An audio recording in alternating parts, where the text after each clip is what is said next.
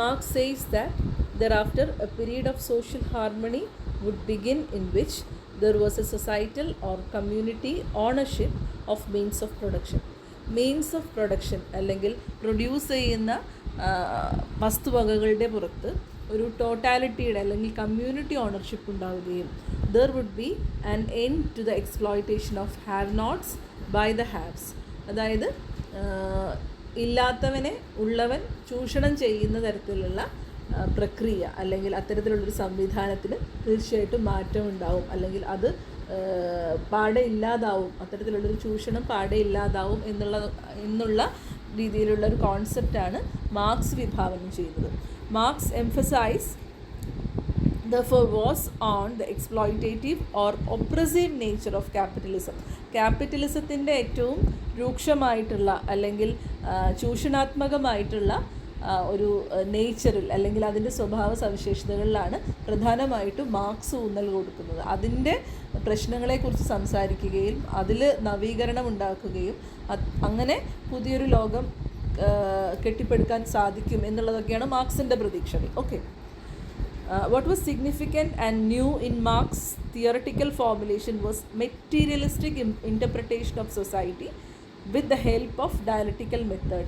വൈരുദ്ധ്യാത്മകമായിട്ടുള്ള മെത്തേഡിലൂടെ അല്ലെങ്കിൽ ഡയലക്റ്റിക്കലായിട്ടുള്ള മെത്തേഡിലൂടെ മെറ്റീരിയലിസ്റ്റിക് ആയിട്ടുള്ള അല്ലെങ്കിൽ മൂർത്തമായിട്ടുള്ള ഇൻ്റർപ്രിട്ടേഷൻസ് സൊസൈറ്റിയിൽ നടത്തുക എന്നുള്ളതാണ്. അതായത് ഇദ്ദേഹം ഈ കോൺസെപ്റ്റുകളിലൊന്നും വിശ്വസിക്കുന്നില്ല, പകരം എന്താണോ physically appearing in front of our eyes അതിലുണ്ടാവുന്ന രണ്ട് നല്ല വശവും ചീത്ത വശവും, അത്തരത്തിലുള്ളൊരു ഡയലക്റ്റിക്കൽ വൈരുദ്ധ്യാത്മകമായിട്ടുള്ള മെറ്റീരിയലിസത്തിനെയാണ് അദ്ദേഹം നോക്കിക്കാണുന്നത്. ഓക്കെ, അപ്പം അതാണ് മാർക്സിനെ മറ്റുള്ള ശാസ്ത്രജ്ഞരിൽ നിന്നും അല്ലെങ്കിൽ ഫിലോസഫേഴ്സിൽ നിന്നൊക്കെ വ്യത്യസ്തനാക്കുന്നത്. As in the case of Hegel, he saw the progress of society through idealism achieved through dialectics. In the case of Marx, the progress of society was possible through materialistic dialectics. ഐഡിയലിസത്തിലൂടെ താത്വികമായിട്ട് എന്ത് ചെയ്യാൻ പറ്റും, സമൂഹത്തിനെ മാറ്റിമറിക്കാൻ സാധിക്കുമെന്ന Hegelian ഫിലോസഫീനെ വിമർശിച്ചുകൊണ്ട് marks പറയുന്നു മെറ്റീരിയലായിട്ട്, അതായത് ഭൗതികമായിട്ടുള്ള മാറ്റങ്ങളിലൂടെ മാത്രമാണ് സൊസൈറ്റിക്ക് തന്നെ ഒരു മാറ്റം ഉണ്ടാവുള്ളൂ. ഓക്കെ,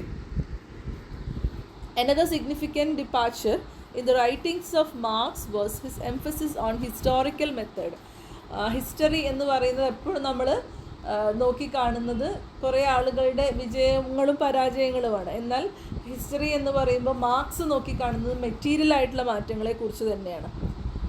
എത്രമാത്രം മാറ്റങ്ങൾ ഓരോ കാലഘട്ടത്തിലും പ്രൊഡക്ഷൻ പ്രോസസ്സിനുണ്ടാവുന്നു, എന്തൊക്കെ പ്രൊഡ്യൂസ് ചെയ്യുന്നു, എന്തൊക്കെ ടെക്നോളജിക്കൽ അഡ്വാൻസ്മെൻറ്റ് ഉണ്ടാവുന്നു, ഇതൊക്കെയാണ് ചരിത്രം എന്നുള്ളതാണ് മാർക്സ് പറയുന്നത്. അല്ലാണ്ട് കുറേ ആളുകളുടെ എന്താ പറയുന്നത് ഭാവനകളോ ഫിലോസഫീസോ ജയവിജയങ്ങളോ ഒന്നുമല്ല ഹിസ്റ്ററി. ചരിത്രം എന്ന് പറയുന്നത് ഹിസ്റ്റോറിക്കൽ മെറ്റീരിയലിസമാണ് എന്നാണ് മാർക്സ് പറയുന്നത്. ഓക്കെ, അപ്പോൾ ഇതാണ് രണ്ടാമത്തെ ഒരു പ്രത്യേകത മാർക്സിനെ സംബന്ധിച്ചിടത്തോളം.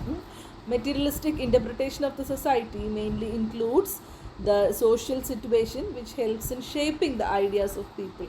ഓരോ കാലഘട്ടങ്ങളിലും നിലനിന്നിരുന്ന സാമൂഹികമായിട്ടുള്ള പ്രത്യേകതകളാണ് ഓരോ കാലഘട്ടത്തിലും മെറ്റീരിയൽ ആയിട്ടുള്ള മാറ്റങ്ങൾക്ക് കാരണമാവുന്നത്, അല്ലേ? നമ്മൾ പല നാടുകളിലേക്കും പോയി നോക്കിയിട്ടുണ്ടെങ്കിൽ അറിയാൻ പറ്റും, അവിടുത്തെ ഒരു സാഹചര്യത്തിനനുസരിച്ച് അവിടുത്തെ ടെക്നോളജി വളരെയധികം അഡ്വാൻസ്ഡ് ആയിട്ടുണ്ടെന്നോ അല്ലെങ്കിൽ അവിടുത്തെ ഒരു സാഹചര്യത്തിനനുസരിച്ച് അവിടുത്തെ ടെക്നോളജിക്ക് ഒട്ടും അഡ്വാൻസ്മെൻറ്റ് ഉണ്ടായിട്ടില്ല എന്നും നമുക്കതിനെ തരംതിരിച്ച് കാണാൻ പറ്റും, അല്ലേ? അതുപോലെ തന്നെയാണ് ചരിത്രവും എന്നാണ് പറയുന്നത്. അപ്പോൾ ഓരോ കാലഘട്ടത്തിലും ആളുകൾ എന്തുമാത്രം അല്ലെങ്കിൽ അവിടുത്തെ സൊസൈറ്റിയിൽ എന്തുമാത്രം പ്രത്യേകതകളുണ്ടോ അല്ലെങ്കിൽ ആ സൊസൈറ്റി എന്തുമാത്രം എങ്ങനത്തെ സിറ്റുവേഷൻസിലാണോ ഉണ്ടാവുന്നത് അതിനനുസരിച്ചിട്ടാണ് അവിടുത്തെ ആളുകളുടെ ഐഡിയാസും ഷേപ്പ് ചെയ്യപ്പെടുന്നത്.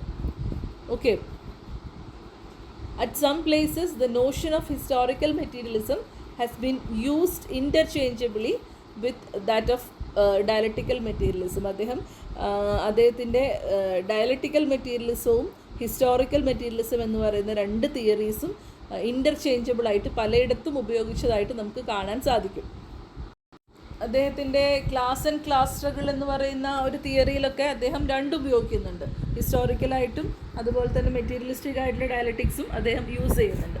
Karl Marx, along with the academic collaborator and lifelong friend Friedrich Engels, had clarified that all the known periods of history up to present time could be seen as having class struggles. അപ്പം Frederick എംഗിൾസും അദ്ദേഹത്തിൻ്റെ സന്തത സഹചാരിയായിരുന്നു Frederick എംഗിൾസ് എന്ന് പറയുന്നത്. അദ്ദേഹവും മാർക്സും കൂടെ ഒരുമിച്ച് എഴുതിയിട്ടുള്ള പല വർക്ക്സിലും ക്ലിയർ ആയിട്ട് പറയുന്നുണ്ട് ഏത് കാലഘട്ടത്തിലും ഒരു ക്ലാസ് സ്ട്രഗിൾ നിലനിന്നിരുന്നു, വർഗ സമരങ്ങൾ നിലനിന്നിരുന്നു എന്ന് കൃത്യമായിട്ട് അദ്ദേഹം പറയുന്നുണ്ട്.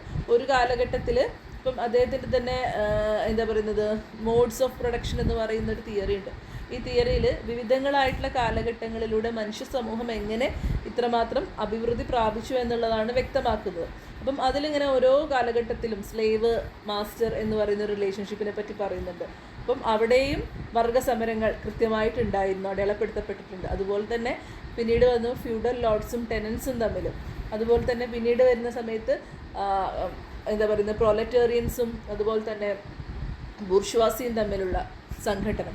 അങ്ങനെ സംഘടനകൾ നിറഞ്ഞതാണ്, ക്ലാസ് സ്ട്രഗിൾസ് നിറഞ്ഞതാണ് ഹിസ്റ്റോറിക്കലി നമ്മൾ വീക്ഷിക്കുമ്പോൾ സമൂഹം എന്നാണ് അദ്ദേഹം ആവർത്തിച്ച് പറയാൻ ആഗ്രഹിക്കുന്നത്. ഓക്കെ, സോ മാർക്സിനെ കുറിച്ച് പറയുകയാണെങ്കിൽ അദ്ദേഹത്തിൻ്റെ വിവിധങ്ങളായിട്ടുള്ള മേഖലയിലുള്ള കോൺട്രിബ്യൂഷൻസ് ഒരുപാട് ഡെവലപ്മെൻറ്റ്, ഒരുപാട് എന്താ പറയുന്നത് ചിന്തോദ്ദീപകമായിട്ടുള്ള ഡെവലപ്മെൻറ്റിന് കാരണമാക്കിയിട്ടുണ്ട്. സോഷ്യോളജിയെ സംബന്ധിച്ചിടത്തോളം സോഷ്യോളജിക്കലായിട്ടുള്ള ഒരുപാട് വിഷൻസ് ആഡ് ചെയ്യാൻ അദ്ദേഹത്തിൻ്റെ തിയറീസിന് സാധിച്ചിട്ടുണ്ട്. പ്രധാനമായിട്ടും സർപ്ലസ് വാല്യൂ, അതൊരു എക്കണോമിക്കൽ തിയറി ആണെങ്കിൽ പോലും സർപ്ലസ് വാല്യൂ, അതുപോലെ തന്നെ ഏലിയനേഷൻ പോലുള്ള കോൺസെപ്റ്റുകളൊക്കെ തന്നെ വളരെയധികം സോഷ്യോളജിക്കലായിട്ടുള്ള ഫാർ റീച്ചിങ് ആയിട്ടുള്ള consequences നേടിത്തന്നിട്ടുള്ളവയാണ്. These are all about Marxian philosophies. We shall meet in the next class. Thank you for watching.